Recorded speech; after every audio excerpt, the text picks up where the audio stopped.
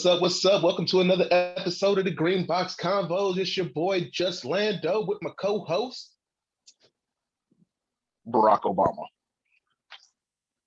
Hello. How's everybody doing? Joe is fucking Look, up man. the gas. Gas is now $7 a gallon. Hey, that's some bullshit too, because I heard some places in California it's $6. So, but we'll get into that in a second. This is the show where we talk about, this or that or this. Give you this week's headlines. Try to keep you guys up to date. Give you a quick top five and then the silliness in between. Mr. Marlon, how was your week, man? Hey man, I got no complaints. It was a little hectic towards the end, but I'm just glad to make it towards the weekend. It is what it is. How about you, my I brother? feel you. Oh man, we're going through some type of single department transition at the job, so it's been crazy, man. Motherfuckers stressing people out, about to I get feel cussed you. out on these calls, but it is what it is. We making it happen. Trying to stay as positive as possible. Keep hope alive. Keep hope alive. For real. For All real. right, brother. Let's hit them with these headlines, Jake. Let's get into it. Basketball Hall of Fame went down this weekend. Probably one of the greatest classes ever. Headlined by Kobe Bryant, Tim Duncan, Kevin Garnett, a lot of other great basketball people. What are your thoughts on some of those players that made it?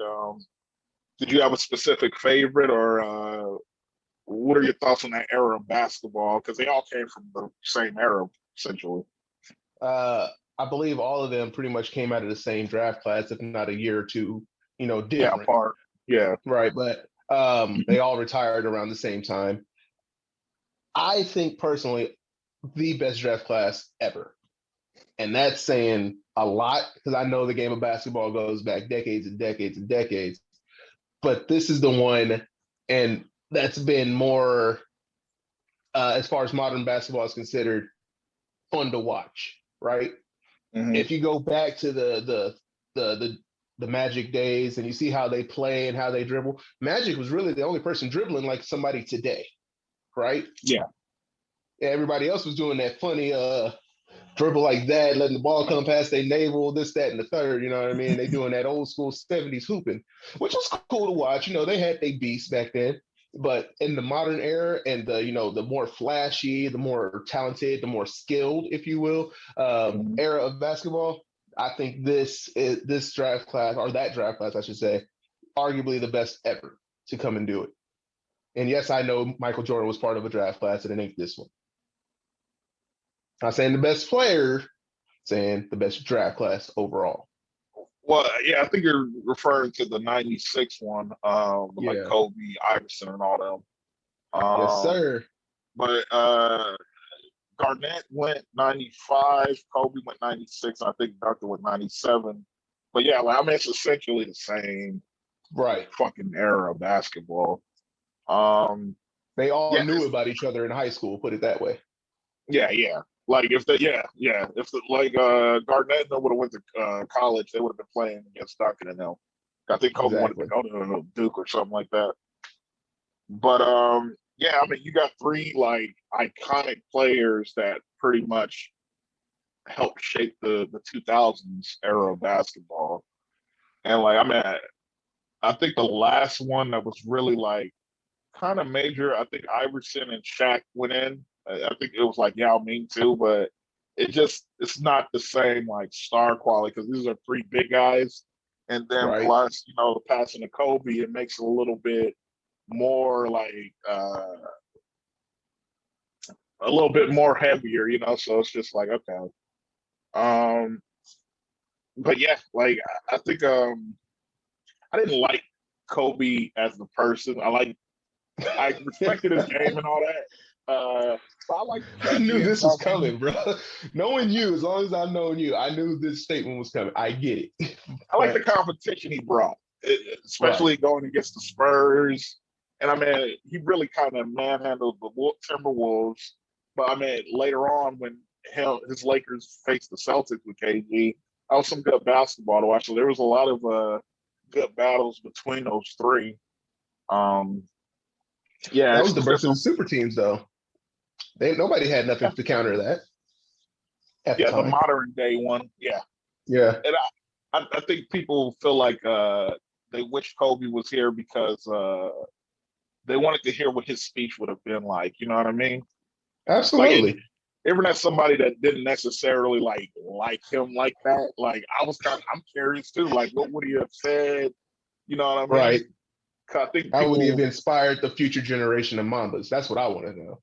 Because those because words people, that he, boy, yeah, at the Mamba Academy when it opened, and man, mhm. look, man, I'm about, you know what I mean? That was some inspirational shit. Like he makes you want to run through a wall like a real head coach. You know what I mean? So Because absolutely. people we don't necessarily get to see that side of some of these players. Like when Jordan did his speech and he was petty as fuck and like all extra and shit. Like nobody Right. saw that, So it's just like I think people look forward now to oh, who's gonna say what, you know what I mean? Especially players that we grew up on, and we want to see what's on their mind, what memories they have, and like what they appreciate most about the game. So yeah, Right. man, I saw Vanessa's speech, Vanessa Bryant. It was pretty touching, and it was dope. But like I think people really wish Kobe was there so they could see what was on his mind and what was he Right. thinking when he was doing all this assassin type killings on the court. You know what I mean? The man was an absolute criminal out there. Like he was just the ultimate competitor. Like he ate, Yeah, sleep, and drink your skills. You know what I mean? yeah. Like he studied you. He didn't study just how you play basketball. He studied you. What are your mannerisms? Like what do you how when you go to the right, how many times do you go to the right? What angle do you lean? He studied all that shit just to be better than you by that much. But every competitive edge you can get without cheating. You know what I mean? And And yeah, oh go ahead, go ahead. and I think like with the few interviews that you saw of him when he talked, like in depth about shit like that, like it was just always interesting. Absolutely. Always. Absolutely. Like they tell the story of Kobe taking some free throws in a gymnasium or whatever, and Mm-hmm. he started missing, and he's like, "Hey, I think the net is 3/4 inches off," and it was like, "No, Kobe is perfectly level." He's like, "No, I think it's off." Sure enough, they go to measure it. It's off to the right by 3/4 inches because the man was just that clutch, and if he misses, there's something wrong. It's not something wrong with him. It's something wrong with the equipment out there. That's fucking crazy if you ask me. The man was Yeah, that just that muscle automatic. memory. Yeah. Absolutely. He knows exactly where to stand at all times. He knows where his arm goes. He knows where to lift off. You know what I mean? It's that's ridiculous. I think one of the more interesting ones was I think he was doing like an interview with a Chinese like network, and like one of the audience members asked him like kind of like what's a secret, like how do you do what you do, Right. and he just said I don't do anything special, like it's just simple, like I learned to pivot right, shoot, pivot left, shoot. Like I can go either way. So like if you try to cut off one, I'm gonna just go the other way. He's like, it's nothing simple. I just practice enough where no matter what you give me, I'm gonna still be able to react in a way to get my shot off. And like even though that sounded so simple, it was just like, wow, like that motherfucker's right. And you look at his videos, it's like, yeah, it's simple, but like just fucking practice and be able to react to your defender, you could do stuff like that. Absolutely. I mean, the man was the hardest worker. Gets up, be at the gym at 4 a.m. for a Yeah. workout. Yeah, I mean that boy. Talk about a title chaser, man. He earned every one of those rings, if you ask me. I don't care. Shaq was there, Shaq wasn't there. It didn't matter. He earned. Come on now. I mean, No, hey, he look, he earned them all. He earned them all. That game 7, man, against the Celtics, is just like, look at if here, man. Look, I think if it's the Kendrick birth of Perkins the didn't super get team, hurt, man. if Kendrick Perkins didn't get hurt, I think they would have been. I think the Celtics would have won that. But I mean, like Nah, you play who you play, like you know what I mean.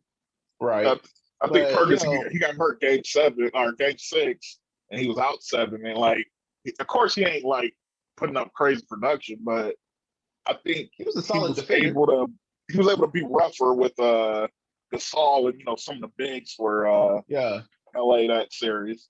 he was a bigger dude, so he could like throw his size around a little bit more. I'll give you Yeah, that, but but especially a game where Kobe's off. Like everybody was off that whole game except for like Ron Artest. And that was which the is the difference. crazy Like, ass thought. That's a crazy yeah, thought. It's like everybody's off except for Ron Artest. Like what? Like, you know what I mean? Like yeah. Ron Artest is the only one. But hey, even Ron Artest he a real one. I can't wait to see if he gets to get in to the Hall. They just letting randoms in now. I I don't said think it. they're gonna let him in. They let Chris Webber in. Chris Webber was a baller. Don't do that. Don't do When did that. he ever lead the league in? Don't do that. He led the league in rebounding. Don't do When? that. Like 2001, For 1 2002. year? All right, nigga. Like he's a 5-time All Like, Star.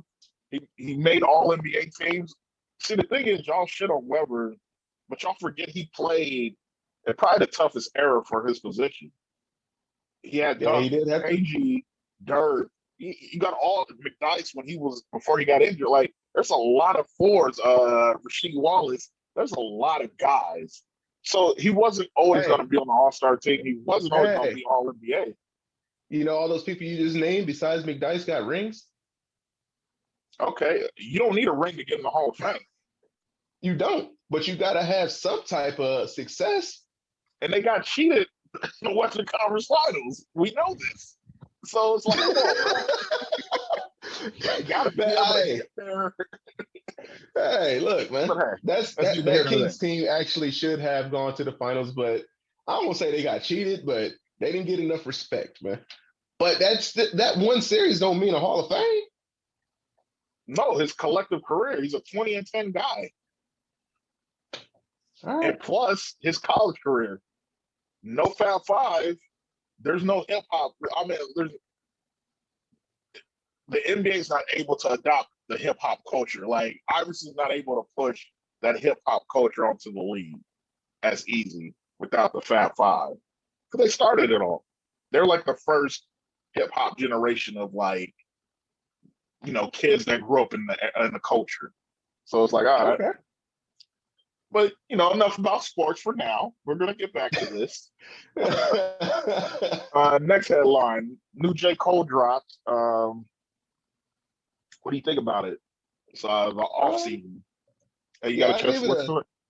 I did give it a solid listen. Had a couple bops, you know what I mean? But it's more like something like he was forcing, I felt like the bar play. You know what I mean? It's like he's not making songs, he's just making bars at this point. You know what I mean? There were Mm-hmm. some songs on there. I was like, okay, I fuck with this. He was, what I mean, getting back to that old Cole. But then the other ones, I was just like, okay, he's just putting bars out there. We get it. Good job, Cole. You still got the lyrical mind to put these words together and make it sound crazy. Cool. What's the Mm-hmm. point? What's the message? Right. Yeah. But again, it was all right. I didn't really think it was mind blowing. Yeah. Like I'm a big J. Cole fan, I would consider, but like it just didn't hook me in like the other ones. You know what I mean? Like, Mm-hmm. and I know you gotta listen to it more than once. I still gotta spin it a couple of more times, but like usually there's a couple of songs that really grab your attention, like, oh shit, okay, let me rewind that one back. Let me play that again. It wasn't a Right. whole lot of that. Like I think there was one where it was like, all right, like I might like fuck with that, but like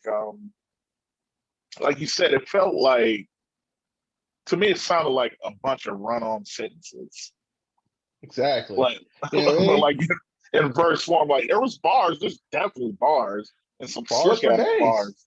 But Right. the songwriting structure, it was just kind of like I don't know what I can't like listen to this every fucking day. Like it doesn't really Right. have There's a not a strong there's not a enough hook. song on there I would put in like rotation in my Yeah, regular songs. You know what I mean? When I'm driving or what have you.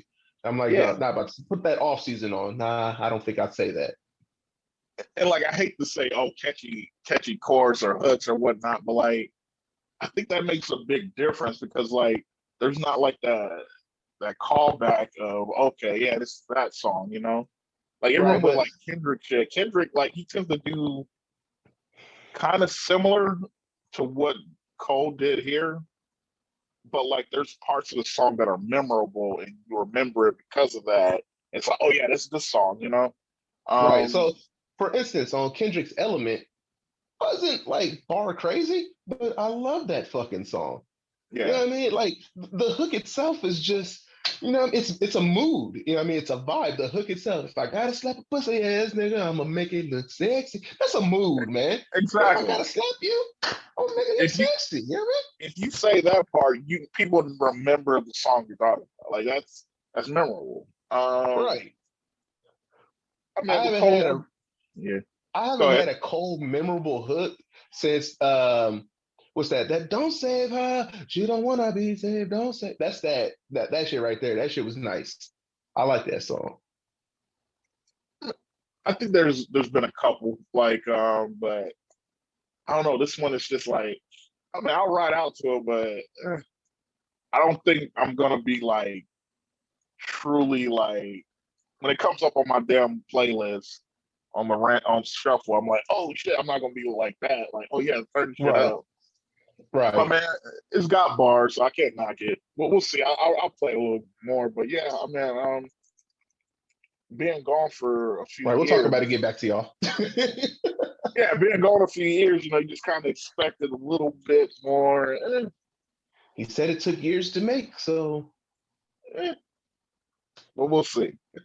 indeed. Uh next up, Joe Budden podcast is in shambles.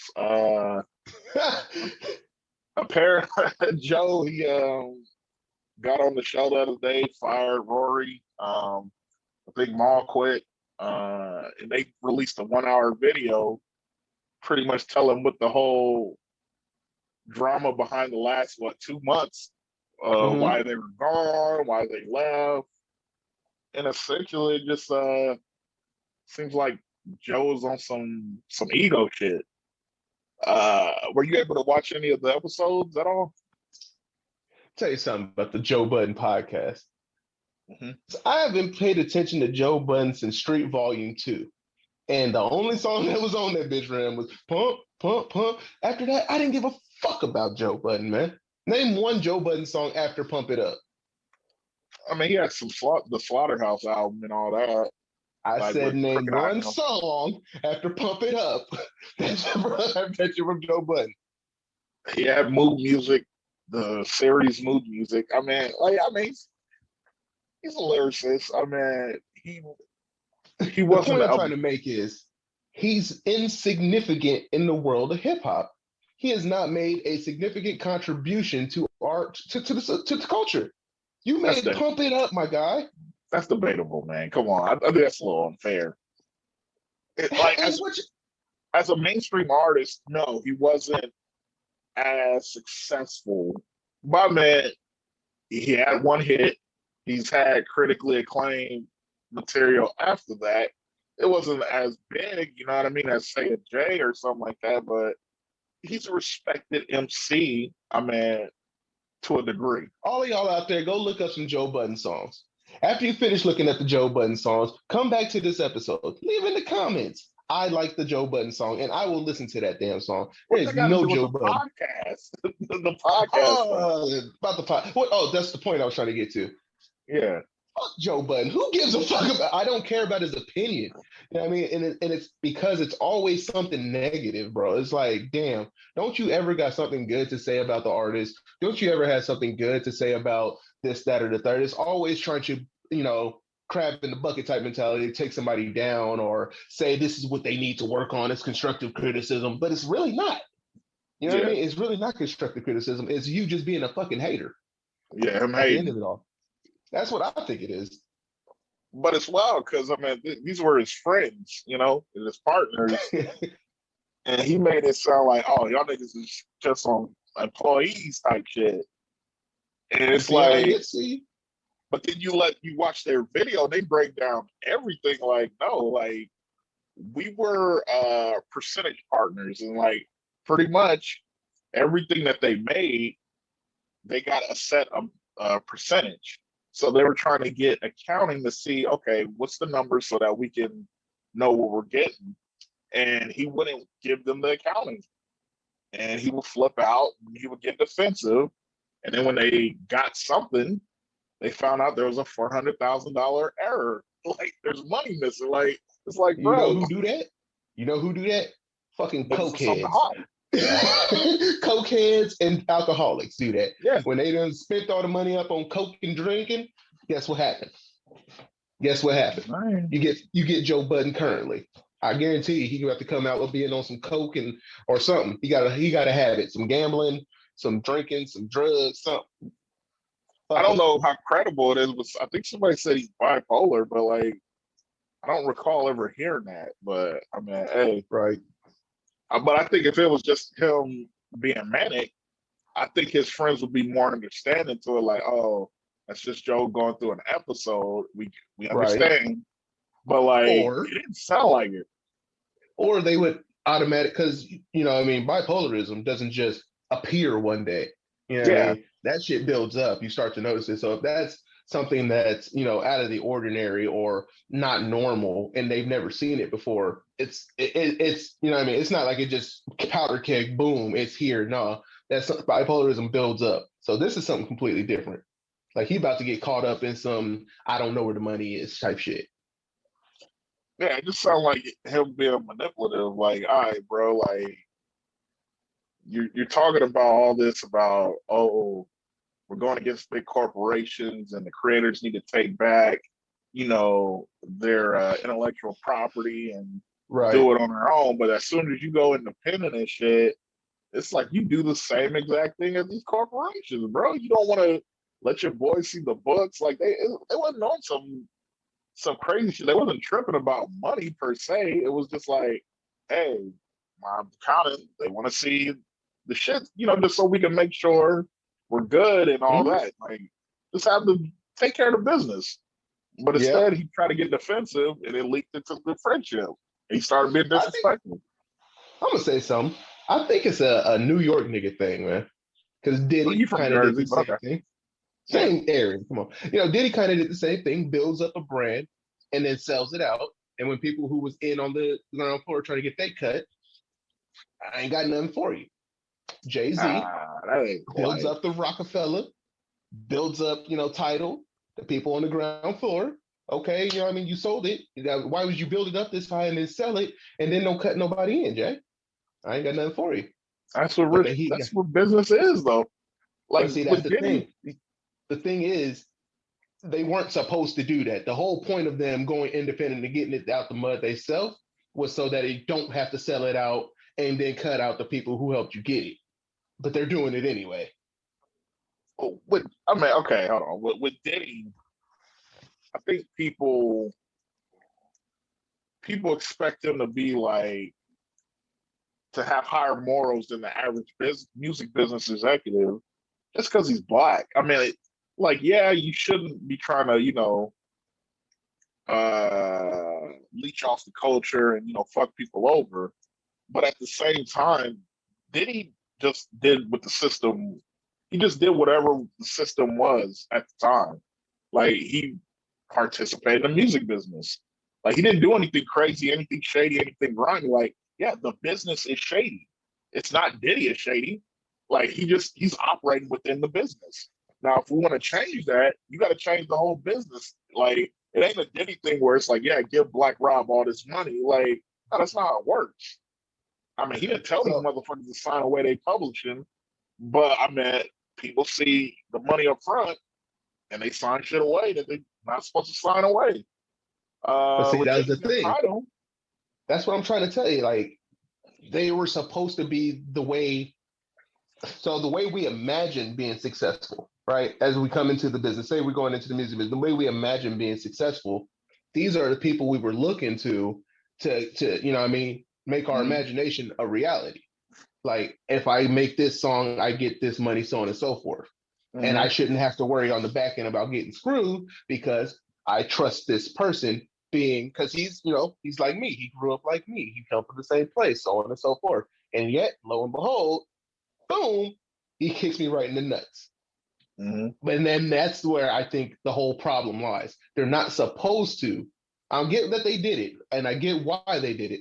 But the first problem is they weren't supposed to do it. We were coming to you so we didn't have to go and feel like, the white man is the only way to get this money. I just think it comes down to people not being educated. Now, if Diddy didn't educate them, that is on Diddy. I mean, he's not supposed to, but like, I mean, that's the least you can do for an artist, educate them. But like, I mean, at the end of the day, it's people not knowing their business. With Jay-Z and Tidal, they still give the best percentages for the artist's music. You know what I mean? Better That's than fine. Apple Music, Spotify, and all that. With him selling it, I mean, because I think the owners were pretty much artists, like major artists like Madonna, Beyonce, all them type artists. Mm-hmm. And so essentially they're shareholders too. So him selling it to Square, that's a good move because the shareholders, they benefit from it. So I mean, I can't really knock that move either. But it was like, It's what better was the point business. of building it up? You know what I mean? This was supposed to be a company and a brand by artists for artists. Square is not for artists or by artists. You know what I mean? They don't have an artist's best interest at heart. Now they can do whatever the hell they want with it. But he's on the board, so I mean, he's So got some what? say too. He's not a 51% owner. Yeah, but he was never himself a 51% owner. Which It was means Square everybody. is, and they can do whatever the hell they want.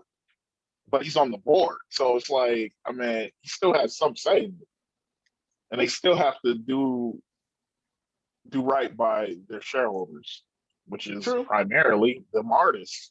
Um, but I mean, it's basic hustling. Like you build something, then you flip it. You create some shit, Exactly. flip it. Exactly. He did the They same thing treat with the Rockaware. music game like the dope game, man. He did the same thing with Okay. Rockaware. They ain't had Absolutely. Rockaware in like 15 years, maybe 20 down there.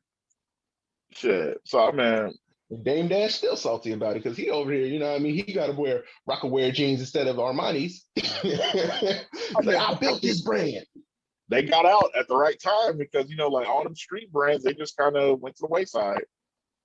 Yeah. It is what it is. All Fashion right, is a fad. all right, next one. Gary Owens is getting divorced from his wife. I guess apparently he was caught cheating out on the road, and his wife is asking for $44,000 a month in spousal support. Now they've been together for like 20 something years or whatever. Right. But my question to you is, do you think that's too much? Do you think she should get that? And do you think she's entitled to that? Do you think even though he's rich, you think rich people should, do you think that's appropriate for someone of his wealth? You know what I mean? Somebody with this type of wealth. Because I mean, I understand me and you, like if we had a kid and we had to do the child support, spouse support shit, like it's like, come on, like there's an appropriate amount where it's like, all right, like Right. now you're asking for too much, but like dude's rich. She has a lifestyle that he's had her live the last 20 years. She put in the Right. work. She was kind of behind him, and she was a lot of his 100% early of the time. material. Yeah, Absolutely. but do Gary you Owens think doesn't have that? a career without Yeah, his wife. that was his main thing. His So main thing. do you think it's appropriate? You think she should receive spousal support, or you think like child support's enough? So this one, I'm gonna get my sisters on my side. Check me out, bro. Watch me work. Yeah. Gary Owen is only being asked for $44,000 a month. Mm-hmm. On the flip side, Blake Griffin, his baby mama, not his wife, his baby mama gets, what was it, $250,000 a month in child support, Yeah, something and she stupid. white. You feel me? She's also has a baby by Matt Leinart, who was an NFL player. So she's getting money from him too. But go ahead. Yeah. So, ladies, pick and choose these people wisely, G.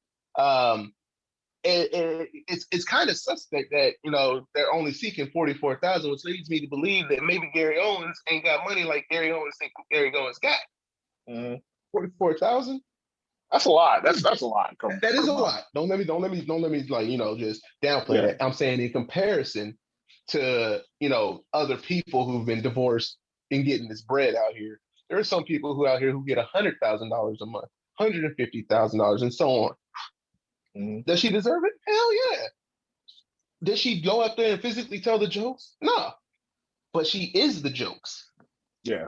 You know what I mean? She is literally the reason he has a career. She is literally the reason why he can quote unquote culture vulture. I don't think he's one. I do sincerely think he's down for the cause and all that good shit. But but you know what I mean? She's the reason why he's in. You know what I mean? Like she legitimized whatever. Absolutely. Give her whatever she's asking for. It's the least you can do. You fucked up. She didn't. She held you down, bro. Like you can try to get it down to maybe 40, 39,000, but you ain't gonna get away with it, bro. You gotta pay this lady. Like you let her live like a queen that she is this whole time. Don't take that away from her because you fucked up, bro. I get it, but you know what I mean. She earned it.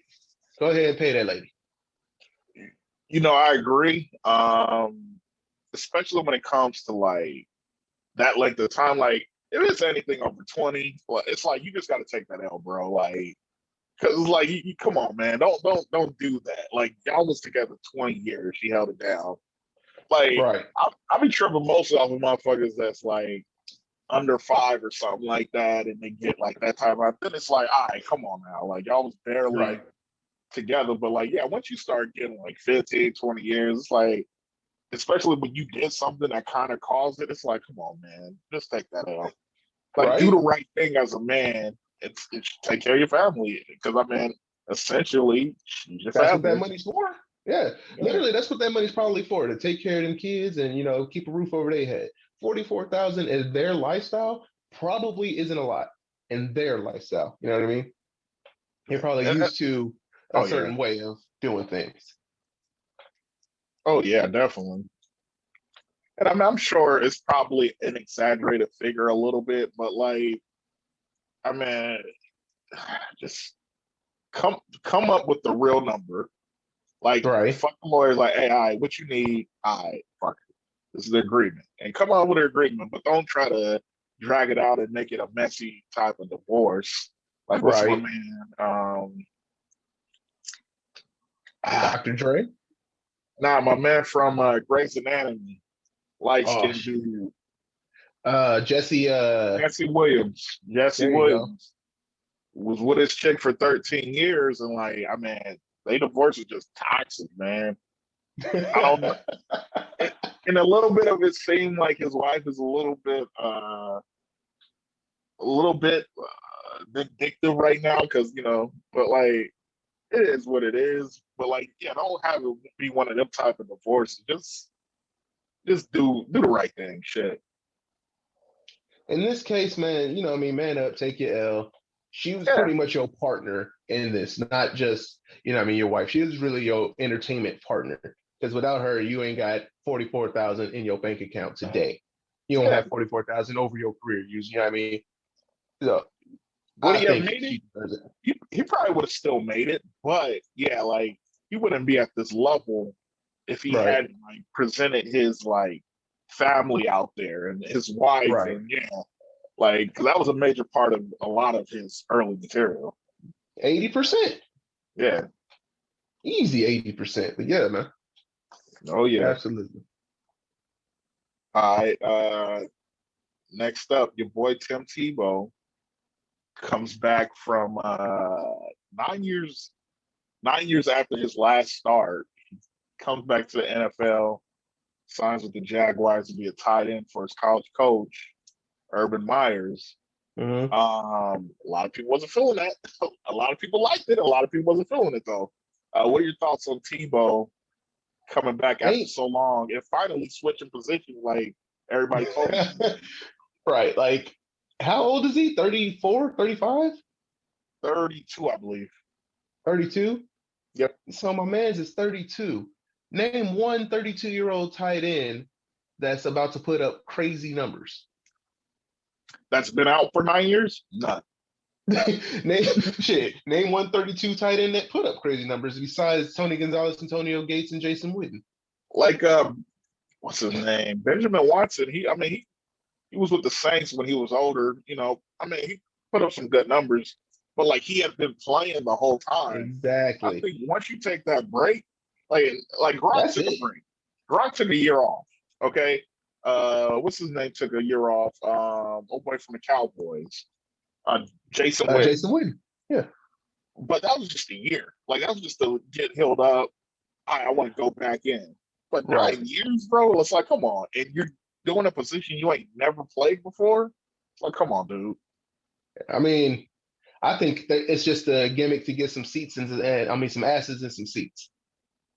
That's what I Yeah, I think think it a really little bit of is. that. Yeah. Because the Jaguars ticket sales was way down. You know what I mean? So they're gonna bring in this new flashy convertible and Trevor Lawrence. They're Yep. gonna bring in a classic car and Tim Tebow and see what he got, kick the tires on him. And they got this new coaching staff down there, and they're gonna try to, sell seats. I don't really think the Jaguars care about winning. I think they just want to sell some seats so that they ain't got to move.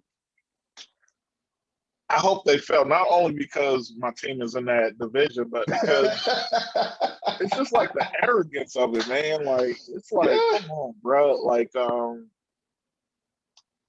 it's like to think there's people right now trying to make the NFL, kids that are like just out of college or just undrafted, they need that opportunity. And it's like they're not asking for a start. They just want the opportunity to make a roster. And you're doing this and letting this guy come in and take a spot from somebody, essentially. Yeah. And I don't like that. I can't rock with that. I mean, it's all about connections at that level. Yeah. You can have the greatest highlight tape, you can have, a good combine, but if you ain't connected enough, man, like it really you're playing a real game of roulette. But if you're Yeah. connected, you know the right people that can get you in front of the right other people. I mean, your That's what chances it comes down skyrocket. to. And him being in the NFL prior to, and not only having his former coach, saying, hey, call him up. He got his number. Hey, give me a shot. Sure, Tim. That's all it was. It's his former fucking coach. You know what I'm came in here for. You know what I bring. You know what I can do.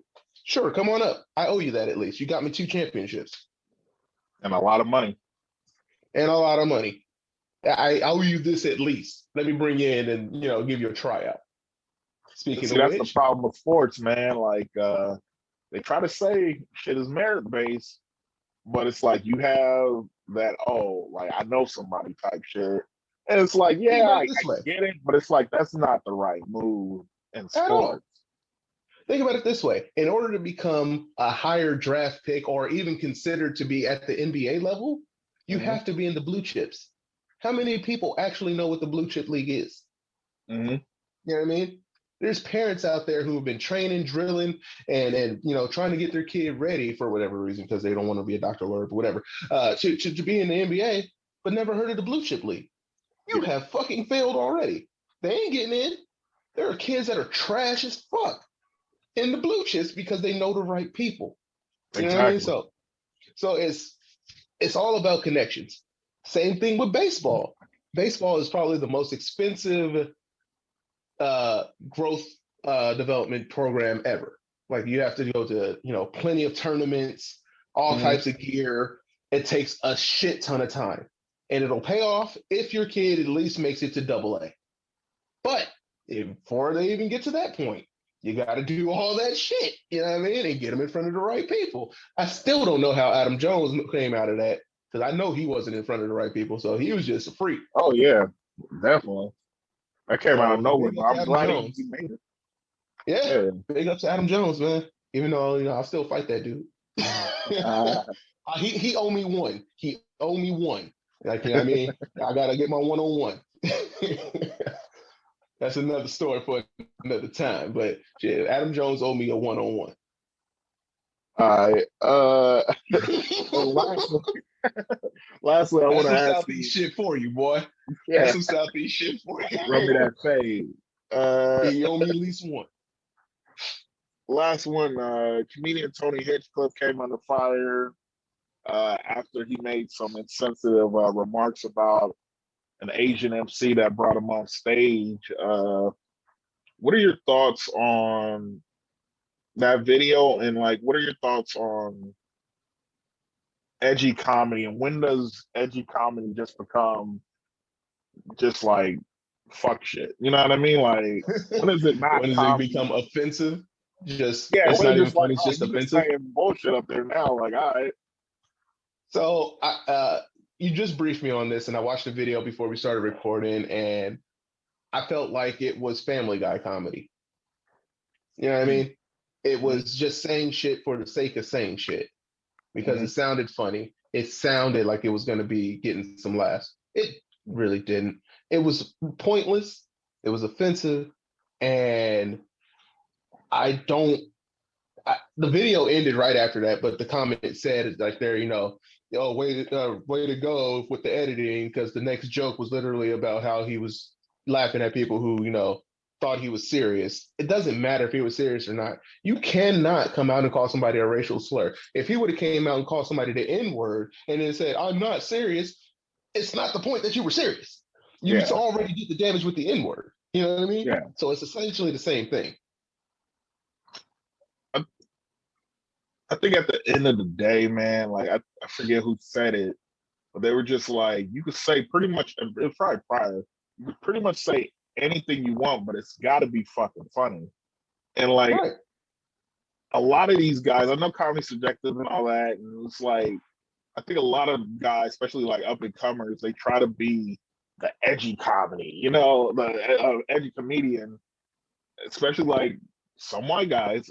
I'm gonna just say specifically white guys coming up, and then they just say stuff, but it's like there's no joke in it. There's no funny in it. Like I saw like Ralphie May Oh say my nigga. God. You know what I mean? I've seen him say it, and it's like, hold up, motherfucker, what you saying? And then he says the whole joke. It's like, this motherfucker. Like, but like it was funny because it's just like this motherfucker's got balls, and like you can get away with pretty much anything, but it's got to be funny. And a lot of these dudes that try to go out their way to be extra edgy, like there's no wit to it. There's nothing funny about it. Right. And, first of all, let me say, I love Ralphie May, man. That guy was Yeah, hilarious. yeah, I mean, may he rest in peace. yeah. And and I seen that set and I was like, hey, wait a second, brother. And then he brought it right back around. And I was like, okay, I get it. I mean, I Mm-hmm. wasn't offended. I was like, okay. He was like, he was pretty like sincere to the culture. You know what I mean? Like he was down. Like, you know what I mean? But He yeah, was a you good dude. knew that he wasn't on some bullshit. Like you knew he was Right. on the culture and shit. You know what I mean? You knew he Right. knew black people. He knew Mexican people. He was actually around people other than just white people. Exactly. Yes, sir. That's what be tripping me out about these, these African American men who get into these interracial relationships with these people who have no other African American friends or relatives or associates or Mm-hmm. none. You just wanted this fetish type of deal, but that's another story. Yeah. um, this Tony Hinchcliffe dude, it was a bad attempt at comedy, bro. Just try harder. Uh, it reminded me of the Kramer thing, and that was not funny at all. So I ain't gonna give him too much more shine on my part. I think the Kramer thing was more offensive because dude wasn't ever in a set anymore. He was just like ranting. So I think with this one, it was like a poor ass attempt and being funny, but it's like, all right, if you're gonna, that's low hanging fruit, essentially, like stereotypes Yeah. and like those negative images. And if you're gonna use something like that, it better be a big ass payoff because if you don't land that shit, you just look like a jackass, and that's really what he looked like. And True like, that. I mean, I didn't True see that. really any comedians actually defending them. Like, there's actually a couple that was just like, yeah, what the fuck is that? So it's not a matter of people being PC or thin skinned. It's like you're just not funny, bro. Like you need to switch Thank that you. shit up. We need to normalize that in the comedy cut, routines and stand up. We need to Yeah, normalize calling somebody just not funny. Get over it. You yeah, know what I mean? Like, because a lot of motherfuckers keep getting told they're talented. Oh, you're so funny, and then you get out there and you're bombing, and somebody just, bro, you're not funny. Go back to work. You know what I mean? You're Yeah, just not funny. I don't it's know. like there's a fine line between like, all right, like yeah, but I I mean, mean, shit. I've been working on my jokes. Can't wait to get back on the stage. You know what I mean? So and if it don't work out, shit, it's not for lack of trying. But I Yeah, will yeah, not go up there and just blatantly disrespect somebody or an entire culture just to get a chuckle, bro. That's not the way to go. And yeah. it's not Especially in a room full of like white people or like people that are like you that aren't the person you're talking about. Like right. it's like you're That punching just down. Like that just kind of did this. They had the hood and mask on, and when them last came, hood and mask on. Oh, this is yeah, carnival. All right, you know what I mean? So I ain't with it. I ain't gonna give them too much more shine. Like I said, though, fuck them. yeah. All right, you ready for some this or that? Lighten Are it we up. done with the headlines? Let's Yes, get sir. it. Let's go. All right, this or that. Would you rather get away with every lie you tell, or would you want to be able to detect every lie told to you? Which one? So the devious person in me wants to just be able to lie and lie a lot and lie and lie and lie and get away with it and tell everybody, ha ha, I lied, but they wouldn't know if I'm lying or telling the truth because I'm gonna get away with it anyway. However, hate being lied to, man. Hate it. Don't make no sense to lie to me because that means you think I care. You know what I mean? Like, Yeah. motherfuckers have to understand when you have to tell me something, just tell me. My Hmm. reaction is completely based on me, not you, right? Hmm. Just tell me if it's good or bad. I don't care. Just tell me. Don't try to lie to me because then you're thinking I care and I have a lot of not caring that I need to give out still. So just risk it. Take the biscuit. Tell me. So I'm Yeah. probably gonna go with I want to lie like a motherfucker. I want to lie. This one's kind of actually hard for me because, like, I feel like if I wanted to be, I could be a good liar already. Like, you know what I mean? I try to keep it honesty is the best policy because, like, then you ain't got to remember no lies. You know what I mean? Like, Right. and fuck it up. But like, I think like I find people find me believable because I'll be making jokes like with the straightest face, and like they think like I'm telling the truth, and it's like, oh shit, you thought I was for real? You Like know what that's called?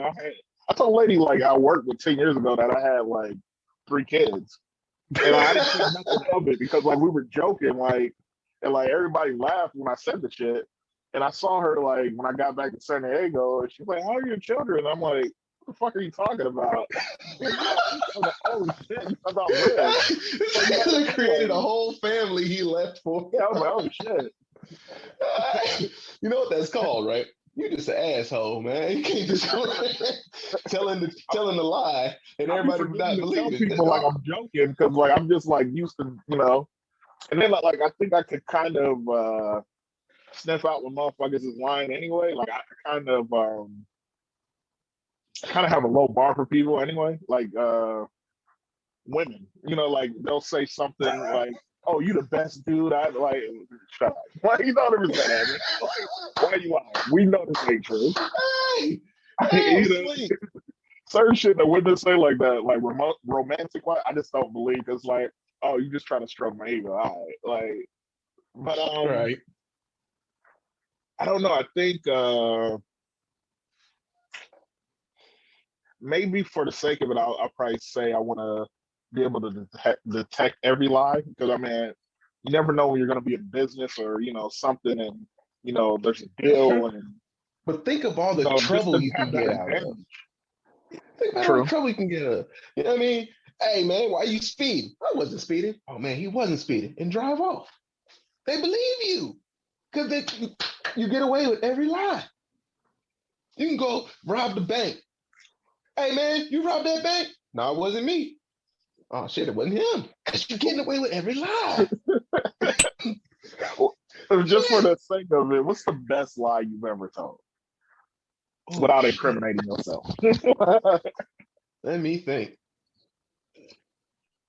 Thing is, I don't lie a lot. I only Okay, lie I can go about what's first if my you need ass. me to, because I got Go the ahead. story. So in my younger days, I was on the trolley, and I wasn't trying to pay full fare, so I bought Hmm. a senior citizen and disabled pass for like $1. Right, so I'm on the trolley. We pull up to the Lemon Grove stop, and I ain't never seen this shit. But there's literally like 50 cops on Mm. the damn thing, and they come into the trains, and it's like a mass, like we checking everybody type shit. I don't know what was going on, but there was a lot of cops. So I couldn't get off without looking suspicious. You know what I mean? I was like, fuck, if I get off, they still gonna ask me for the shit. So I'm sitting there, and like three of them roll up on me, and this guy was just like, yeah, let me see your ticket. And he sees that I got the senior citizen disabled one. He's looking at me perfectly healthy and shit like, yeah, why you have this? I'm like, oh, I'm blind in my left eye. And he was just like, okay, here you go, son. Like, I was just like, I don't know where I'm pulling it out of. Because, like, I literally didn't even think about what am I going to say. I was just like, oh, I'm blind in my left eye. And of course, I got these glasses. I was just like, okay. Hey, look, man. Let me tell you something. There's a special place in hell for you. Not only did you tell that lie, but you were so quick with it. You know what I mean? You didn't even have to wait that long. You knew what you was gonna say before he even got you. Yeah, that'll work. I'm blind in my left eye, sir. Yeah, I'm struggling here. There you go. God damn, boy. I'm trying to think. Best lie I ever told actually got me out of a ticket. I was coming down 52. It was going to El Cajon. This is when I lived in El Cajon, and I'm flying. I'm beat blasting. Doing about 90. I don't give no fuck. Hop on to the exit or whatever. Before fuck, what is that? The 52 to the whatever this is. I think it's the 8. But cop sitting right there, light me up. I'm like, fuck this. And I was like, oh, I remember what the dude in high school said. Pretend like you got to take a shit. so, so I start rocking. I was like, ooh, get myself Oh Lord. together. I had a exactly wipe a little. I had a fast food cup. I wiped a little of the ice on there like this to my face. I was sweating. I was like, oh. So he comes up. I wrote down one. He's like, he was like, what's wrong with you? I was like, I gotta go to the bathroom, sir. Oh, like that. I was right. He was like, let me see your license and registration. Get you checked out here so you can go. He looked at it. He's like, oh, you only live right here off this exit. I know. I'm sorry. I was trying to get there real quick. He was like, all right, you ain't got nothing on this. Get your window tint removed, or it was like, oh, he's like, get your window tint removed and head on about your business. I'm like, thank you, but sir, this is factory tint. He was like, look, you can either get this removed or I can write you this ticket. I'm like, I can remove. Like, get out of here. And I took it off. I was like, oh, now that shit worked.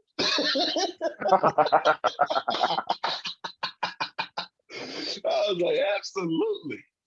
So yeah, like I said, I don't really lie a lot. I'll be telling people the truth all the time. That's what be getting me in trouble.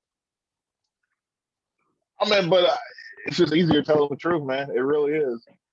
Shit. Yeah. All right. Moving on to the next one. Who you got? G Unit or Murder Inc? Now before I pick, let's run them down, shall we? Yeah. On Murder Inc., we got of course Ja Rule. We Mm-hmm. got Ashanti. We Mm-hmm. got Vita. Vita. Charlie Okay, Baltimore. yeah. Charlie B. Okay, help me out because now I was struggling for a second. Freaky Okay. Ty. I'm still throwing him in there. Who else?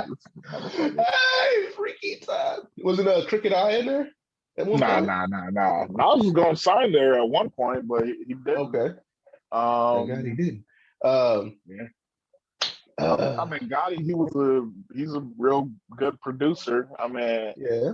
they had some hits, man. Like They had hits, absolutely. But as far as artists, they didn't really put out a ton of artists. they didn't really need to, though, honestly. I know. Well, Ja was holding it down. Ashanti was holding it down. You Yeah, know and what I they mean? were So, huge. yeah, absolutely. At their peaks, yeah, man, they was up there. Now on the flip side, we got G Unit. Of course, we Mm-hmm. got 50. We got Mm-hmm. Game. We got Young Buck. We got Lloyd Lloyd Banks, Banks. We got Tony Yayo. We got Olivia, Spider Lope. Olivia. Uh, Little who Scrappy, else was in? Oh God, I forgot he Uncle was on Murder. there. But I mean, that was pretty much when the run was over. I think it might have been But time to see him. Uncle Murder's doing his thing right now. Right Fuck now, Uncle like Murder. some of the Liddy, you don't fuck with Liddy? Nah, I don't fuck with Lenny. Oh man, hey, he got that song five. It's dope. Him with Young and May, I fuck with it. But anyway, you know, but yeah, they had the core of G Unit had a crazy huge run. Like Mhm. they were a huge part of that mid 2000s. Like Jesus Christ, you know what I mean?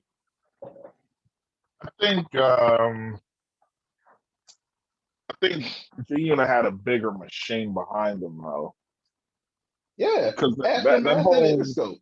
that Interscope shady aftermath shit, man. Like that was a big machine. I mean, Def Jam's big, but it's like, come on. It ain't Dr. Dre and all his, Yeah. contacts. It's not Eminem and all his contacts. It's not Jimmy Iovine and all his contacts. Versus who was running Def Jam at the time? Was it still Russ? No, it was like Leon Cohen, I believe, and Kevin Lyles. But See, like at the same time, it's like, bro, like that's when Shady Aftermath and like Interscope, they was just like running shit. So like that's when, absolutely. like You couldn't turn on a motherfuckers, radio station without, yeah, hearing some like of this Buster shit. was there at one point. Like I think Absolutely. Exhibit was kind of there, but he wasn't. Like he wasn't signed officially, but like he was like He would Warren do a G was feature or two. there. Yeah, he was Yeah. throwing features and they was all in the mix. So that whole camp, man, they had so many people. Yes, sir. And but I can't Starting off say with I can't the How to attribute that Rob. to G Unit though. You know what I mean? Like Right. So whereas maybe we should break it down to just solely G Unit, like no outside influences. I don't know, because it's kind of unfair. I I think the way that John and them did it was more impressive simply because they didn't have the biggest machine behind them like that.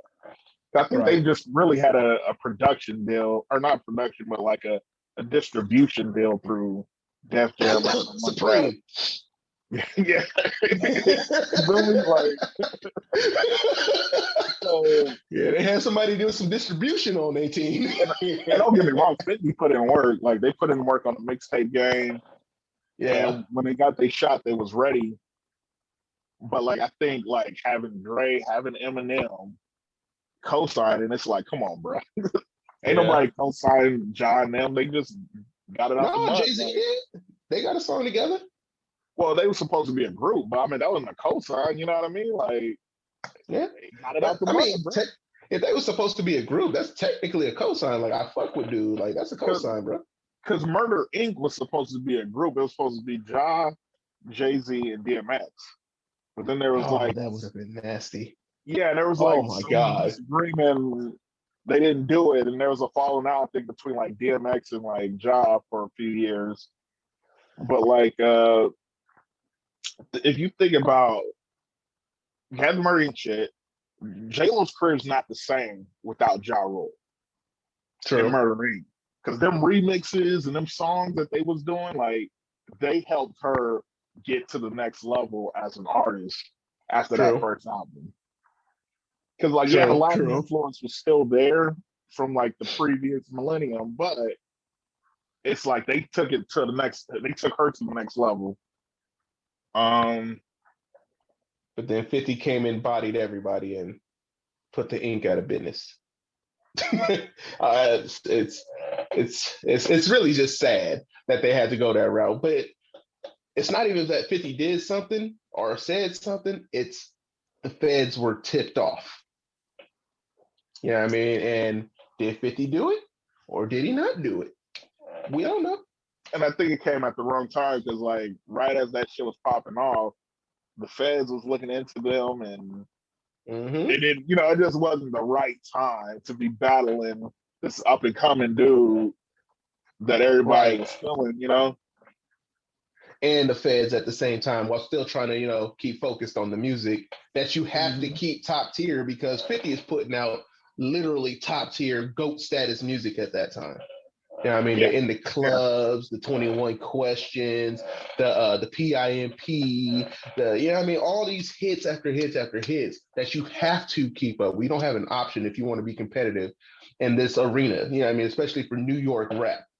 You know what I mean? You don't have to go against somebody from the West. You're going from somebody from the same goddamn city and damn neighborhood damn near as you. So Hmm. you have to keep up. You don't have a choice. But the feds is on your ass. And one I wrong think if move or you, one yeah, bar, you in jail. I think if you was to bust it down like album by album, song by song, hit by hit, they're kind of the same if you really think about it. Because like, okay, Get Rich or Die Trying, Versus maybe The Vinny Vidi Vici? Massacre, huh? Versus Vinny Vidi Vici? I mean, Pain is Love, and like he had a couple of over there. I'm just saying, like impact, like memorable albums and hits, because like G Unit is pretty much Get Rich or Die Trying, Documentary, maybe The Massacre, and like you Cashville. would Welcome to really Cashville. no, but the G Unit compilation one. But then like Oh, after that, you pretty much have to be a Lloyd Banks fan or a fucking true. Young Buck fan to truly fuck with them. Like casuals ain't fucking with a Strata Casual. Let's just keep it real. Shorty want to ride with me? That was not bad, man. No, I'm saying casuals though. I'm saying But like Stomp, hip hop, like us, like we could appreciate what Young Buck's style and what he was doing on that album. Even the next one after that. But like my mom, or like somebody's mom ain't gonna know, oh, Young Buck or Lloyd Banks. that's Somebody true. know, They gonna know they know in the hater club to though. love it. They They gonna know know that hater to hater to love it. love it. You Yes, feel me? sir. And like so those specific albums, like you compare that to Murder Inc. and like I forget the order of his shit, but like Ja got like two albums It went showing that. Vinny Vidi Vici. I think that was his debut album. Yeah, That's the one with holla holla everybody. Yeah, that one. And Pain is then Love. Pain is Love. And then shit, I can't really remember. My memory's a little bit fuzzy. Comment section, people. Yeah, uh, yeah, but no, and then he hit, the album with Bobby Brown, don't he? Thug love and thug love and thug love. You gotta hit the crackhead, y'all. and that's before you ever get to the Shanti shit. Because then the Shanti, Yeah, her first album was pretty big. It was massive. absolutely. So it's like, Absolutely. and then like her following, like I think the second one was pretty decent. So it had some hits, and I think she wrote a lot of those J Lo hits. You Mm-hmm. know what I mean? So it's like you gotta factor all that in. It's pretty much even. It's just 50 came at he was the right guy at the right time, and he brought With his the movie. right story. Yeah, Let's not forget that he had the right story the right behind him. story. Yeah, Yeah, he had that. I got shot 9 times and survived, and nobody had ever heard of somebody getting shot 9 times and living at that yeah, point. So definitely, I think that's what put him over the top. The story behind 50 Cent. yeah. And he had the scars to prove it. I got the bullet hole in my mouth right here. I got my back tatted up to cover up the scars. And Yeah, so, yeah, I think that's what ultimately, if it was like the arm wrestling match, boom, 50 wins off of his story. Because other than that, it was pretty much tie. yeah. I think just being a rap fan, I might lean more towards G Unit just based off documentary and Get Yeah, Rich or Die Trying, but like Murder Inc. probably had more hits, like more radio hits. Like true. I ain't heard 50 in a minute, but you know what I mean? Like we was hearing Ja and all them for a minute. So it's like Ja on the ran a few radio. summers alone. Yeah, that's Like, what I'm saying. Like he ran a people few sleeping. summers alone. Like, you know what I mean? He might be corny now, but like it's like, bro, come on, like dude Right. had some hits. What you Absolutely. going with? I mean, big shout out to Ja and Murder Inc. And especially one of my favorite songs just by itself, just because of the instrumental behind it so nuts is Ashanti's Baby. I love that instrumental with a passion. I listen to that regularly, but I'm going with G Unit just because the documentary, Yeah. uh, the Doctor's Advocate, those both came out, and I was a Was that one huge big. technically on G Unit? Because I mean, that's when they It split. wasn't. Okay. It kind of pushes the line between because there's still a 50 a G Unit like label on it. You know what I Yeah. mean? Because he had a 2 album deal. Okay. So, but yeah, I'm just going because I'm a huge Game fan, and I truly think that Game and G Unit breaking up was more gang related than creative differences related. Mm. You got everything going completely well, then a nigga named Spider Lope gets out, and you target the only blood in the group. Come on now, come on now. But that's another story for another time. Yeah. So we go vote G Unit. All right. On that one, yes, sir. Would you rather have all your messages leaked or all your photos leaked? Oh man. Right now I'm only thinking, how many D pics do I got in my phone? Have I been out there just flashing Wang in these streets? Nah, I probably leak my photos before I leak my messages. Because I ain't got a whole lot of incriminating shit in there. You're just gonna see a bunch of bad bitches. Holla. Yeah, pretty much. And that's pretty much what it is. Like they're like, damn, like this nigga got a problem. I'm sorry, like yeah, I mean, you might send one to them like, hey, you see that like that? Like, damn, you look like that, but you talking to bitches like this? You Yeah, I'm goddamn talking right. like Instagram checks. Like I ain't talking about like sending people's nudes to somebody else, but like you know what I mean? No, Like see, check on check it out. Instagram. I'm gonna send it to you. Like, damn, you see her? Like, No, I mean bitches I talk to, my nigga. Like, that's all they gonna see. You know what I mean? If my yeah. photos out, you gonna see bitches that I talk to or have talked to that just Oh, ain't been. You know what I mean? So you got unsecured nudes? Okay. Um, no, I mean, I'm So just if a thinking nigga if hacked they your all phone the right now, you gonna see your checks like, oh shit, hey, yeah, you might get, what I mean, this, that, and the third. But I'm a good boy now. I'm just out here living the Lord's life, as he says I should. like I don't say anything crazy in my messages either. But I probably don't messages because I don't really say anything crazy. But like I do say like I said, like I'm pretty straight. My personality's pretty dry. Like you could kind of tell it up close and personal. I'm joking, but like it don't translate all the time in text. So motherfuckers be like, "What do you mean by that shit?" Like, nah, bro. Like, no, like, come on, man. Nah, if they leak I my realize messages, people lack basic comprehension. that's Like in a that's a text big message, thing. yes. That's a In a text big message, thing. absolutely. Like, I'm not trying to decipher your mood through a text message. You feel me? Like, Yeah. just say what you're trying to say, but don't put some attitude behind it. You know what I But mean? some shit is basic. Like some shit you should be able to like, all right, they're being a dick right here. Oh, they're being funny right here. But I think people, this is the outrage culture. So like everybody wants to be mad at some shit. Like I could write something on Twitter and like 13 motherfuckers gonna bitch about it. You know, like Right. blah blah blah blah. Like it happens to me every day. I'll write something and somebody misinterprets it. It's like you dumb fuck. Just read what I wrote and you'll see what I was saying. right. Yeah, I don't know what yeah, I think I just go with my photos. Look, ain't a whole lot of me in there. I don't take a bunch of pictures. I'm not a real photogenic type person. I don't be in front of my camera all that much. You know what I mean? So that's I not do me. have a lot of memes. I save like a lot of Exactly. pictures because I'm gonna make memes out of them I save, but like I never do, and it's like, all right, Exactly. You're gonna get like 3,000 memes out this motherfucker. yeah.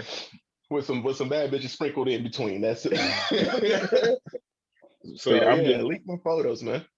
I'm leaking messages, bro. Um, here we'll try to make this one quick because yeah, Kobe or Duncan, who's the best of their era? Kobe. Next. Tim Duncan. Here we go, man. Never had a losing season. Had 50-win season every damn season down there, except for Tim Duncan, Tony Parker, Manu Ginobili. All right, why you naming him? What do you mean? Why am I naming him? Why you naming them? All right.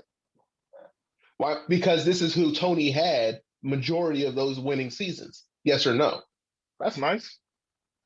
It was Kobe that put Shaq out, right? Got you. No. Okay. He got Gasol for free for a bag of Cheetos and Kwame Brown, right? No, they actually gave up Mark Gasol for Paul Gasol. But you didn't know Mark Gasol was going to be Mark Gasol. You didn't even know the motherfucker was coming to America. So it's like, bro. We didn't know Paul Gasol was any good other than what we saw in Barcelona. No, that shit Paul don't Gasol translate. was good. No, Paul Gasol was one of the better power forwards in the league. He just wasn't viewed. It became apparent that he needed help and that he probably wasn't the best suited as a number one. But he was a great player. Like, let's don't bullshit that. Like, he was a little soft compared to some of the other fours, but like, he was a good player. He was a great player. Let's don't get it fucked up. That era, the forward position, who's playing? Let's see, Tim, Powell, Dirk. That's a lot of them. Yeah, and Powell won, Tim won, but we going with Tim and Kobe, right? Yeah.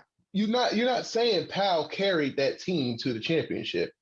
Kobe did that twice. Shut the fuck up. You cannot say Tim carried his team to those championships. Huh? Gasol was the difference in that Magic series. He was the difference. I'm not saying Kobe didn't do good, but Gasol was a Magic team featuring Jameer Nelson, prime Dwight Howard. Shut the fuck up! Like, they was deep. It wasn't Rashard Lewis. That was the dangerous out there. Ain't nobody scared of that fucking Magic team. Granted, everybody expected the Lakers to win, but like, when you saw it, Gasol did his thing in that series. Of course, and that was a major part of why they won. That Magic team was not built to beat that Lakers team. Straight up. I thought they fucked up by putting Jameer Nelson back into the lineup after he was out all year. I think they should do that. They rushed. I think they rushed him back. Yeah, they rushed him back just because of the playoff hype. You know, oh, Jameer, we need you. You know what I mean? That type of shit. But I feel like they rushed him back. It is what it is, though. I don't think we should knock Duncan because he had a little bit more consistency. Let me be clear. I am not knocking Tim Duncan. I love the dude. His game, very consistent, very precise, very methodical. You know what I mean? Took care of his body, got a whole lot of buckets, got a whole lot of rebounds, got a whole lot of championships considerably. Still, when you start talking about, oh man, the game of basketball, you know, who are your favorite players? He won't be coming up anytime soon. Yeah, because he's born, but that don't mean shit. Like, he's arguably the best player at his position. So if he's arguably the best player, Kobe is not arguably the best player at his position? At shooting guard? Fuck no. Are you serious? Wow. Jordan? Are you serious? Jordan. Fuck Jordan. Yeah. Jordan got fat. He got them fat ass J's on his feet, man. Yeah. I see. I can't ever. Look, man. Look. You must be on that shit. Okay. We just go. Look, man. No, because I'm gonna be 100% right now. Jordan in his prime, playing against the competition he had to play against at the 2, Sean Elliott. It was probably his best competition. Drexler? Clyde the Glide was 37 years old when Jordan was playing. Shut the fuck up. See, this is what I'm saying. What, man? I said prime Jordan. Y'all try to don't forget this nigga lost. This nigga lost a lot before he got into the finals every year. Okay, he didn't have a squad. And I'm not saying like he's the only reason why they won when they started winning, but it's like, bro, you can't expect a 30-win team to beat the Boston Celtics in the 80s. Like, it's like, come on, bro. Like, y'all got to be realistic, bro. I get that, but that was what he was faced with. He's been labeled the GOAT, but never beat some of the people who could also be labeled the GOAT. He didn't have a squad, but he was still balling them motherfuckers up. That's the LeBron difference. didn't have a Everybody's not gonna squad. win. You telling me Anderson Varejao and Zydrunas Ilgauskas is a squad? LeBron had Um, that to work with. Boone okay, Gibson. And okay. they making finals appearances. MJ ain't make Give no me finals one. appearances with no goddamn whoever he had before they got there. Okay. I mean, LeBron nice, but it's like, I mean, like, don't get me wrong, compared to other championship teams, yeah, that team ain't shit, but like, let's don't shit completely on that team. Like, I think Mo Williams was an all-star at one point. It's like they had pieces, but they relied so much on LeBron to be successful. That's the big thing about it. With Jordan, he just didn't have a squad. And he figured, oh, let me just do, he didn't trust any of his teammates at all. And he just started being a gunner Cost like him fucking 5 years. Okay. Cost him what was it, 5 or 6 years before Yeah, he he started wasn't winning? ready to win yet. But once they got on, it was on. Hey, Kobe only took what, 2 years, 3 years? Kobe drafted in 96. That first title was what, 2000? 2000? But he got Phil Jackson. So MJ did didn't have Jordan. Phil Jackson in the first 5 years. Like, Okay. And when he got Phil Jackson, they won. So what are we saying here? That Phil Jackson was the key? same thing with Jordan, bro. Like, it's like you need good coaching, you need talent around you. And plus, So let's let's not go back to Kobe had Shaq. Don't Kobe, play that Shaq. shit. Yeah, don't play that What shit. else? Kobe had Shaq. Shaq was averaging 30 And and Jordan 15. had Pippen, Rodman. Pippen ain't Shaq. Pippen ain't Rodman Shaq. ain't Shaq, but Rodman Ain't was out none of there them balling like a Shaq, bro. motherfucker. Ain't none of them Shaq. As great as Bro, Kobe is and as great as he kept going and becoming, like none of them players are Shaq, bro. Like, let's be real. let's be all right. I'll give you this. Shaq is probably arguably the greatest center to ever play the game. Arguably, right? Besides Kareem Abdul-Jabbar. Most dominant, but I ain't gonna say greatest. Yeah, that nigga was out there beasting, man. Wasn't nobody stopping him. And his He could prime. have been even Anyway, better if he was focused. But yeah, go ahead. we all know that. You know, he was doing way too much with his off-season time. But anyway, um, who was I going with this? There you go. Dennis Rodman, man. 167 20 rebound games. The man All right, was a human. Like he all he did was get rebounds. all right. That's it. Like that's all your center needed to do. The fact that Shaq could do more, it's not Kobe's fault. You know what I mean? MJ needed to teach Rodman to do more But besides hit the ball. you can't knock Jordan saying, "Oh, he won later," when it's like Kobe came in and he already had one of the league's best player on the team. They came the same summer. Like, This is true. But again, if they came the same summer, they didn't win for a while. yeah, they didn't have the coaching at the time. But I mean, you still got like a top 10 player. Got niggas like Nick Van Exel and Eddie So and what was his name? Eddie Eddie Jordan, Jones. Eddie Jones. Nigga got them niggas in there. Where them niggas at? Nick Van Exel at the time was actually a hooper. Yeah, But you know, he had to go for Kobe. Right? And Eddie Jones, man, who remembers him, right? he was nice. Shut the fuck up. But Eddie Jones is nice. I'm just saying, in comparison to what he got let go for, yeah, I mean, what you had to get moved out for, man, I do it every time. Kobe being Bryant, the greatest of that era, Then you're hands coming down. into a The only, situation. You're coming into a the situation with a only one Tony I actually breakdown. feel bad for. What? That's because that's how the Lakers move. They don't go and draft; they go and get people. You know what I mean? That's how they move. But anyways, the only one I feel bad for out of that era, probably Allen Iverson. The only one deserving of a ring that didn't get it, that You have probably nobody. should have gotten it. Didn't have a single soul. You got Eric Snow was your best other player. That sucks. But you still, so if he would have won a ring, you could arguably call that the greatest one-time champion ever. If Allen Iverson got that ring. I say Duncan though, because before Duncan, the Spurs weren't shit. Like there was no success. He is the beginning of that. Before him, no Yeah, former Charles ABA Barkley, no team, ring. no former ABA team had won a championship. And that happened when he That's got on. true.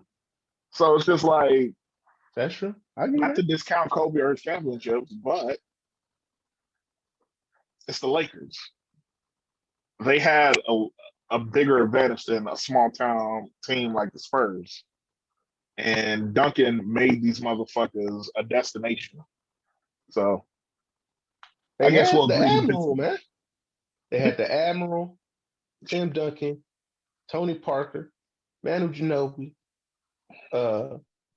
What's old boy? Uh, his name's escaping me right now. Damn it. Exactly, because he was probably trash. More than Exactly. likely. But I'm just saying, they had them people there, man. They had all the pieces. It was just Kobe and Shaq. You gonna say Rick Fox carried the Lakers? Huh? Rick Fox was nice, but I mean, you ain't But he got to do carried? much. You got Kobe and Shaq. Exactly. Because they gonna make it happen. Timmy And needed all that's the why other pieces. Duncan is the better of the two.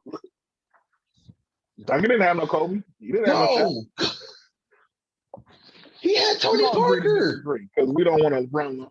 But yeah, God damn. He had Tony Parker. Y'all gonna put some respect on the Frenchman's name, man. He was um, Steph before Steph was Steph. what's worse, candy corn or Valentine's Day hearts? They both disgusting. um, Candy corn or the Valentine's Day hearts. It just tastes like chalk. Like you gonna go up to the blackboard and just start scribbling. You know what I mean? Yeah. Pick out my teeth just thinking about both of them. Take out my mouth. I guess the Valentine's Day hearts are worse You because they smoke. literally have no flavors. Just tastes like dust in your mouth. You smoking. What? I'm gonna go. Candy corn is trash, bro. Candy corn is just pure sugar. Candy corn is trash. I mean, it is trash. I ain't gonna advocate like it's a good candy. It's trash, but it's better than goddamn Valentine's hearts. Valentine's hearts, it depends on the brand. Like you probably just had the wrong brand, you know. But candy heart, I It's mean only candy one corn. It brand. don't matter They what the just brand go is. to a Candy big corn is ass trash. silo. Nah, nigga, they just go to a big ass silo they made in '49, and they just spin the little thing and pull out the boxes like that and fill up a box. Fill up a box and send it to your ass. It's not different brands. It's one. It tastes like earwax. That's what goddamn. Uh, Earwax. uh, yeah, man. That's what them Valentine. It's terrible. It's terrible. This motherfucker boy.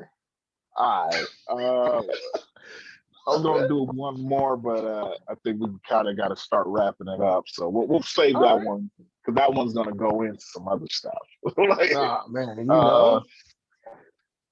all right, top five time. Yeah. Give me your five favorite female comedians. Right on. You want me to go first, or you want to go first? You go first.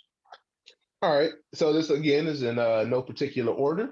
These are just my favorite, top five female comedians. I'm gonna start off with Adele Givens. You know, the big lip queen. Very, hey, she's such a fucking lady. You know what I mean? She was very funny. You know, hey, she brought an edginess to female comedy that was only had seen before by males. You know what I Yeah. mean? You know, she was that first one, at least to me, to go in there and go and get it her way, Mhm. like the dudes get it. But that is she gets my respect. She was funny. Second, Monique. When she was in her prime, she was hitting like a motherfucking Mack truck, baby. You know what I mean? When she was big before she got small and gray haired and didn't give a fuck no more. I don't know what happened, but when she was BBW Monique, that's the baby that we was like, hey, bring it on home. You know what I mean? Absolutely. Absolutely. She was on the Parkers. Oh yeah. Mhm. Professor Ogilvy was fucking up. Turned out to be gay.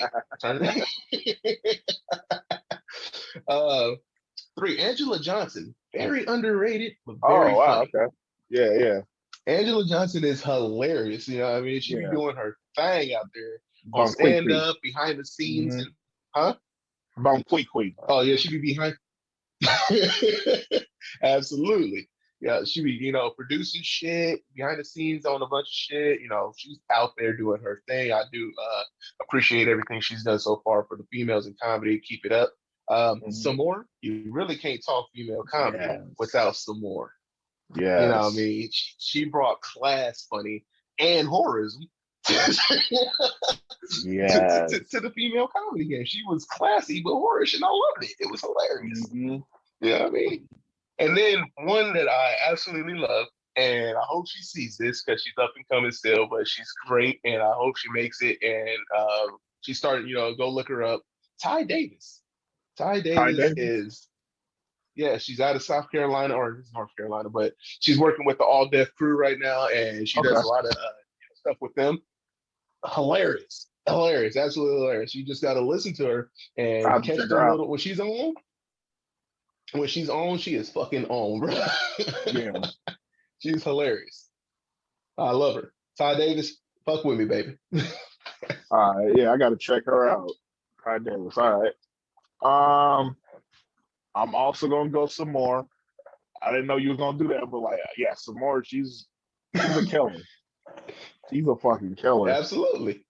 Um, Absolutely. I'm gonna go with Wanda Sykes. She's Mm. probably my favorite female comedian. Like, even though this is all just not in any particular order, she's probably my favorite because I don't know, she's just so sharp with it. You know what I mean? And like you could see she Absolutely. was writing with Chris Rock, so when you watch her, you can see like, oh, okay, I can see how she influenced his comedy, through her writing. Right. So like, I mean, it's just, and I like Chris Rock, so it's just like it goes hand in hand. Mm-hmm. Ali Wong, I like her. I really like her specials. She's, Ali Wong. yeah, Underrated. Underrated. yeah, underrated, really creative. Like I don't think she gets enough Mm-hmm. credit for that. Marina Franklin, another one. She's a New York comic. Um, another special. Check her out. Never heard of her. Yeah, she's funny as hell. And then last, I kind of got a tie. It's Chelsea Peretti. I love her comedy. Like she's just funny to me. Really? Yeah, like Okay. people say like, oh yeah, women aren't funny, but like she's fucking funny. Like funny as fuck to me. And then Ellen, especially that last special, like she has like the technical aspect of being a comedian. Like she has the timing and everything. Like she's just a master at that shit. And so yeah, I kind of fuck with her a little bit. So Ellen to Yeah, me is like she's like a less funny Jerry Seinfeld to me, as far as the commanding of having command of the comedy elements. You know what I mean? yeah, yeah. I think she's funnier than Jerry, but like I know people ain't gonna like that, but I mean, she's funnier. like, like you take his last special and her last special, like it ain't even close. It's like, okay, yeah, she killed it. Okay, So I yeah, mean, she's strong. You got any I mean, honorable mentions or people you think we should be checking out? there's the Whitney Cummings and like the Nikki Blazers. Like I mean, I still got to look at like those new up and coming ones. You know what I mean? Like, Mhm. I mean, there's a lot of good comedians out there, but like True. Uh, Chappelle's. I'll shout her out because you ain't gonna do it. Lunel, Marlon thinking Oh, of you. my baby I'm just gonna Lunel, want to yeah, say, and of he course Lunel. Lunel go holler at Marlon. You know what I mean? Don't holler at I me. love I'm gonna stay out Lunel, my DMs. and she got two new hips. Holla at me, okay? Uh, and Chappelle's Look him in opener. his good eye. Don't look him in the blind. Chappelle's opener. Ashley Barnhill, she's pretty nice too. You know, So what's her name? Orgy with the one. Oh, Yvonne. There you go, Yvonne Orgy. Mhm. Hilarious. Actually, really does her thing out there. I would like to put her, put some attention on her. She was open for Chris Rock Oh yeah. up at the Oh, Hollywood that show you Bowl. saw. Okay. It was Rich Voss. Yeah, yeah. Excuse me. It was Rich Voss, Yvonne Orgy, Lil Rel, and then Chris Rock. So for her to be holding her own with those legends, like Lil Rel is relatively new, but he's already made legendary status, if you ask me, because the man is absolutely hilarious. Absolutely. He's mostly trained under Kevin Hart. So, you can definitely feel like Kevin's comedy or kind of style in Lil Rel's Mhm. comedy, but with Lil Rel's spin on it, that Chicago feel too. So it's hilarious. Fuck with Lil Rel. Real funny though. Oh, Elvon Orgy. Oh yeah. All right, so he's funnier because he's newer. We are very accustomed to Kevin. Like we know what he's going to deliver. We know he got no more kind of street type of vibe to him. No more hunger stories. You know what I mean? We want hunger But stories. We when want we the say pain. newer, the nigga been in like 20 years. Like we say newer, but like I mean he been around, man. Like Exactly, but he still has hunger stories. He still has. I'm waiting for X, Y, and Z opportunity. Those are yeah, those are actually coming to a close. He's writing material about being famous now. yeah. So we're gonna get tired of Lil Rel, unfortunately. So that's just the price of fame at that point. I think like his like the Kevin Hart family shtick is kind of done to death. Like just kind of waiting for him to evolve from that. So I don't think Rel like limits What can his he really writing. evolve to though? Hmm? But so what can Kevin really evolve to? He doesn't do anything except work on movies and do comedy and hang out with his family. What can he really do? He's not in the street. He ain't getting into trouble with the law. He ain't, you know what I mean? What can he really do? I mean, there's a lot of famous comedians that put out specials and they're coming out better than Kevin Hart. Maybe Kevin Hart shouldn't put out as many specials as he does. The only thing I really think is maybe he becomes more politically inclined or more social justice inclined. Nah, that wouldn't work. But that's not his realm. You know what I mean? Yeah, that wouldn't Because it's work. not his realm. But that's literally the only thing left for him to do is to start talking about that type of thing. But he's never done it, so it'd be weird to hear Kevin talking about Black Lives Matter or something. But it's a challenge if he's up to it. I don't know. Like Chappelle, Rock, Sykes, they can talk about that. Uh, I Because think that's once you what they live. like Bill Cosby can't, like, let's say he didn't do all that crazy shit. Bill Cosby can't talk about none of that shit. He can only be okie dokie, I'm the Oh, father. Like, like he can only do that shit. Like, yeah. yeah. You see, it's today with the hipping and the hopping and the bipping and the bopping and the... Pull up your pants and eat the Okay, call a pudding pop. motherfucker a Hey, motherfucker. man. Hey, Cosby was Yeah, home. man. Um, Anybody else you want to shout out as far as these female comedians? Uh, Shit. Can't think of anything, but I mean, like there's a lot I of know great who I ones. want to shout out. Actually, hold on. Yeah, who we got? Yeah. I'm gonna shout out. I'm gonna shout out that dumbass comedian at the club that night that fucked up the mood of the room with her Come set. on, don't do that. That dumb Don't broad went up don't do that. there. Don't do that. Come on, bro. Don't Let do me that. let her. Don't do it. Don't do that. All right, man. I'm gonna let her live because that was dumb. Don't But do that. that was dumb. That was dumb. We're That's gonna let it that's live. Marlon said, Marlon gets me out of a lot of trouble, y'all. yeah. Don't. You trying to get Y'all don't Chef before you understand get it. home, boy? That's This crazy. man gets me out of a lot of trouble. I can't Hey, think of the I girl's remember I was name, about to but beat up a nigga. damn, I can't think of her name. I slipped my mind just now, but yeah, there's a lot of good female comedians, man. I mean, shit. Absolutely. So I'm one of those people who do say, women aren't funny, but I don't mean it as you're not funny. I just mean they don't make me laugh. The ones that I named absolutely make me laugh. You know what I mean? It's just that the vast majority I come into contact with, I'm more laughing at you, and I want that to change. Come on, ladies, you can do it. You I can do think it. I think with the old guard of women, like it's like writing. Like writers, they can tell when a male writer is writing a female part and shit because it doesn't Right, quite sound like a female part. right, Whereas women, they have like specific types of like humor that aren't like men's. Like I think we're more brash, and I think we're able to kind of do shit like that. Whereas women can't really go that grimy. Like right. Sarah Silverman, Because she there's can. that stigma that they're dainty and they're very clean type and they can't really be all vulgar. And I want you guys to understand that's just old. Just There do ain't it. gonna be Trust me. no female Jim Belushi or Chris Farley. You know what I mean? Like, Mm-mm. A female dice clay. cause like I think like what Oh Rebel wait.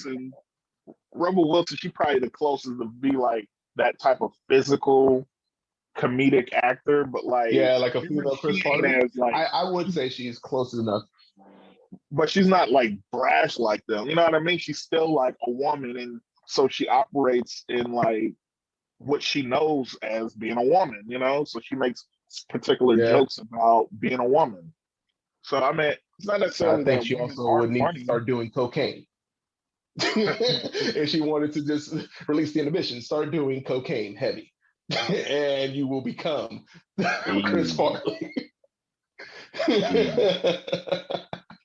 But yeah, I'm excited to see the new up and coming like comedians, especially the ladies that are coming up, because I think they're changing a little bit.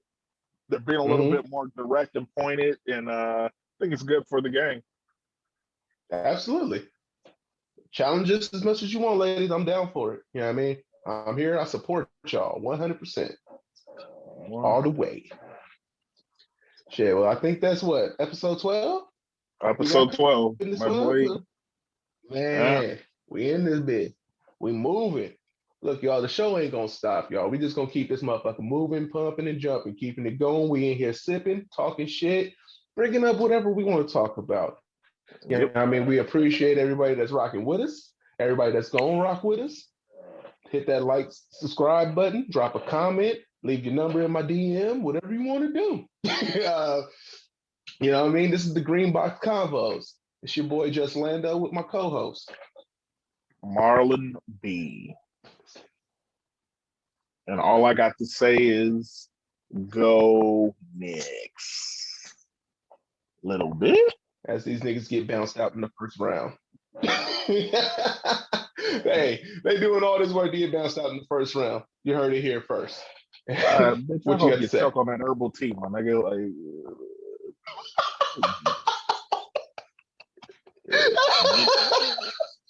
Hey, we out this bitch, y'all. Marlon, take him home. y'all be easy. It's getting real.